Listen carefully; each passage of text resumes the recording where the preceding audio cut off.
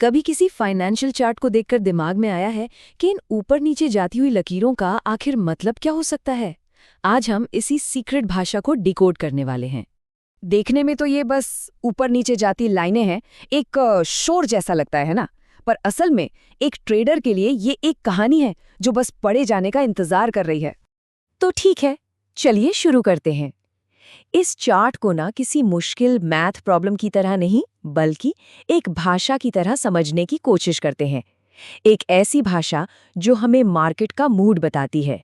और देखिए, जैसे किसी भी भाषा को सीखने के लिए उसकी एबीसी सीखनी पड़ती है, वैसे ही इसकी भी एक वर्णमाला है और हमें शुरुआत बस वहीं से करनी है।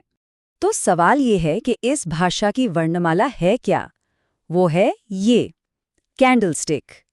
हर एक कैंडल अपने आप में एक कहानी है जो एक फिक्स्ड टाइम में कीमत के उतार चढ़ाव को बताती है। सोचिए, सिर्फ 4 चीजें, ओपन, हाई, लो और क्लोज।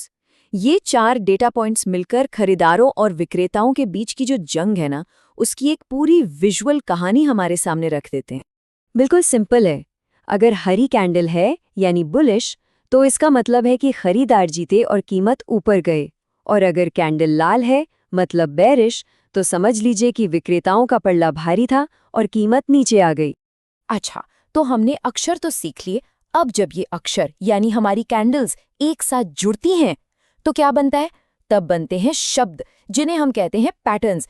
एक उदाहरण देखते हैं, जैसे एनगल्फिंग बार।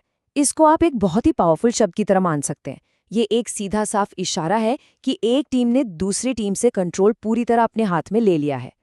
तो अक्षर हो गए, शब्द भी हो गए। अब इन शब्दों को यानी पैटर्न्स को एक साथ जोड़कर बनते हैं वाक्य, और ट्रेडिंग की दुनिया में इन्हीं वाक्यों को हम ट्रेंड कहते हैं।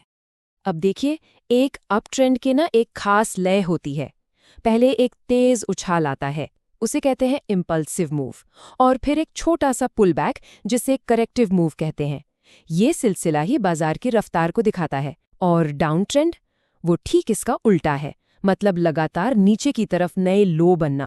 तो बस इसी स्ट्रक्चर को, इसी बनावट को पहचानकर एक ट्रेडर कहानी को पढ़ पाता है। उसे समझ आ जाता है कि स्टीयरिंग व्हील किसके हाथ में है, अप ट्रेंड में खरीदारों के या डाउन ट्रेंड में विक्रेताओं के।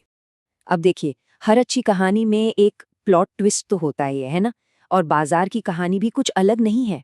एक ट्रेडर की नज़र हमेशा उस एक पल पर टिकी होती है जब ये चलती हुई कहानी, ये जो ट्रेंड है, वो अचानक से लड़खड़ाने लगता है। और कहानी के इसी मोड़ को कहते हैं चेंज ऑफ कैरेक्टर, या शॉर्ट में COCH। ये वो पहला सबसे साफ सिग्नल होता है कि बॉस अब कहानी की डायरेक्शन बदलने वाली है। पर यहाँ एक बात बहुत ज़रूरी है। एक असली चौच के लिए ट्रेडर सिर्फ एक छोटी मोटी गिरावट को नहीं देखते, वो स्ट्रक्चर के पक्के तौर पर टूटने का इंतजार करते हैं। कन्फर्मेशन सबसे ज़रूरी चीज़ है।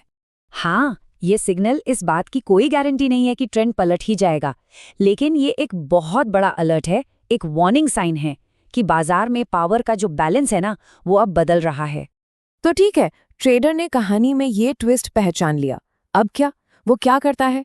देखिए, यहाँ काम भविष्य बताना नहीं है, बल्कि संभावनाओं को तोलना और अपने रिस्क को मैनेज करना है। इस बात को समझना बहुत जरूरी है। एक ट्रेडिंग सिग्नल कोई भविष्यवाणी नहीं है, ये तो बस एक मौका है, एक ऐसी सिचुएशन जहां जीतने का चांस हारने के तयशुदा रिस्क से कहीं ज्यादा होता है। तो एक प्रोफेशनल ट्रेडर क्या करता है?